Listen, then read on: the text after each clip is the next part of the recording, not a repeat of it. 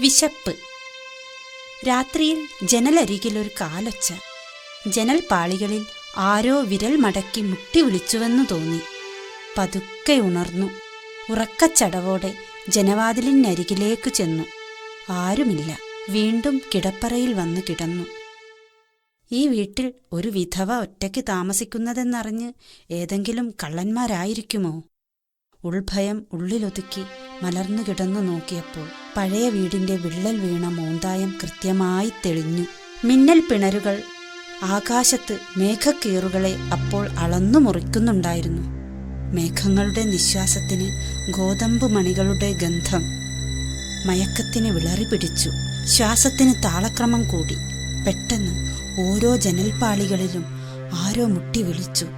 മാറി മാറി ഓരോ ജനവാതിലിലേക്കും ധൃതി പിടിച്ച് ചെന്ന് നോക്കിയെങ്കിലും ആരെയും കണ്ടില്ല. മനസ്സിനുള്ളിൽ അകന്നു പോകുന്ന കാലൊച്ചയുടെ പിന്നാലെ ദൃഷ്ടി ചെന്നെങ്കിലും ഒന്നും കാണാൻ കഴിഞ്ഞില്ല. അങ്ങു ദൂരെ ഈച്ചയാർക്കുന്ന തെരുവു വിളക്കുകളല്ലാതെ. എന്റെ കണ്ണീരും യൗവനവും ഉപേക്ഷിക്കപ്പെട്ടിട്ട് ഇന്നേക്ക് 2 വർഷമായി. വാതിലുകളുടെയും ജനവാതിലുകളുടെയും ഭദ്രത ഉറപ്പുവരുത്തി വീണ്ടും വന്നു കിടന്നു. പുറത്ത് മഴ കനക്കാൻ തുടങ്ങി. മിന്നൽ പിണരുകൾ മേളം കൂട്ടി. വിയർത്തൊലിക്കുന്ന ശരീരത്തിൽ നിന്നും കമ്പിളി പുതപ്പെടുത്ത് ദൂരെ എറിഞ്ഞു. കൈകാലുകൾ നീട്ടിവെച്ച് അലസമായി പുഴയായി കിടന്നു. മഹായുദ്ധത്തിന്റെ അവസാനം പോലെ ശരീരം വല്ലാതെ വേദനിച്ചു.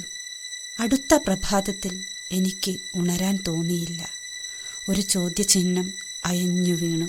അന്ന് സൂര്യനുദിച്ചില്ല.